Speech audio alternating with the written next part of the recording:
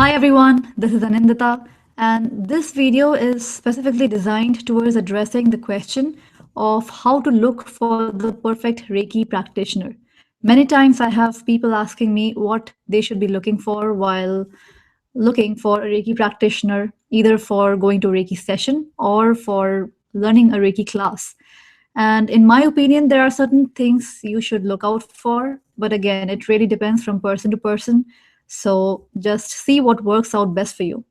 First of all, the proximity of the class is very important. If you have to travel a great distance, then that would be an additional time as well as cost.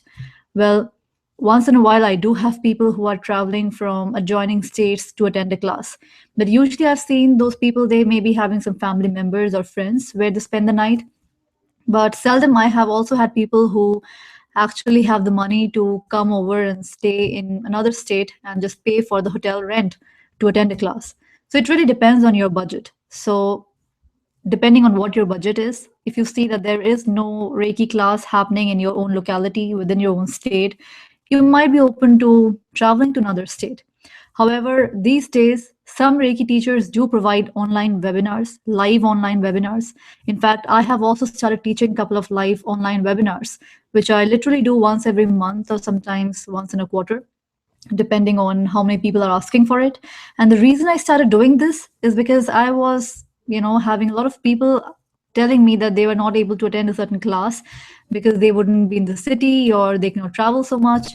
And plus, there are certain states or cities which are not so densely populated and where Reiki is not that widely spread. There aren't too many Reiki practitioners in the area.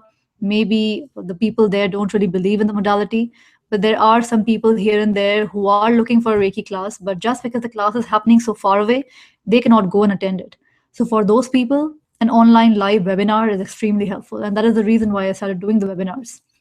And since it is the energy healing modality, it doesn't matter if you are doing it through an online class because energy is everywhere. We are part of this energy soup. So distance and time is literally an illusion. I speak more about that in my level 2 classes. But in short, what I can say is it really doesn't matter whether you are learning Reiki through a home study course or whether you're learning it in a live class where you're meeting the person face to face, or whether you're doing it through an online webinar. In fact, I have myself attended a lot of online webinars, not related to Reiki, but related to other energy healing modalities, where there was a lot of energy clearing involved. And I have myself felt the energies even over the distance. And I have done a lot of energy work over distance to know for sure that the energy works exactly the same way, whether you are physically present or not. So one of the considerations that you need to keep in mind is how much money you want to spend on it, whether you are ready to travel a long distance or whether it will be more convenient for you to just be at the comfort of your own home and maybe attend an online webinar. So the proximity of the class, the cost of the class, these are definitely important considerations. Another important consideration would be that I myself, when I'm looking for a teacher for myself, even though I teach Reiki classes and I have also learned a lot of different modalities and things like that, but I'm still constantly looking for newer and improved and, more and more things to learn. And when I am looking for something, looking to attend a seminar or something, I always look at the credentials of the teacher because to me it is very important. Personal growth and evolution is very important for me.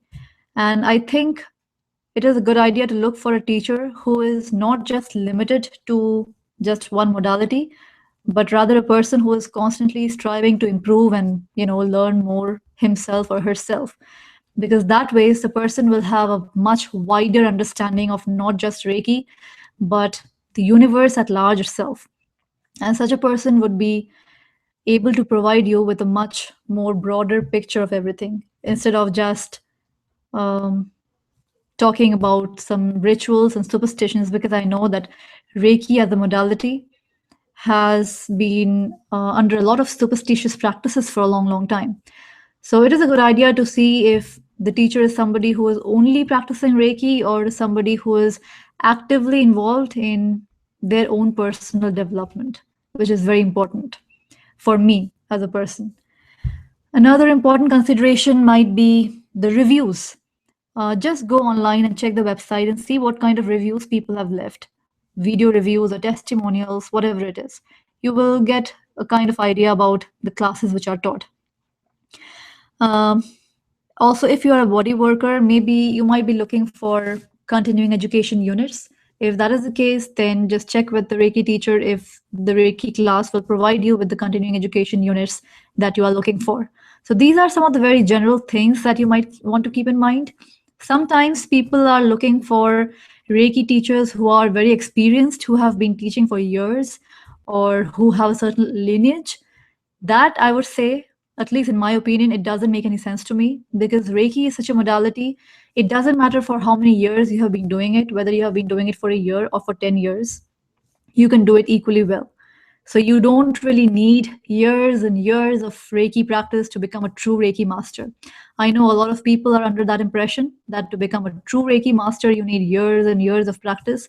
But I would say that that kind of a feeling or that kind of belief is really sprouting from an inherent feeling of unworthiness.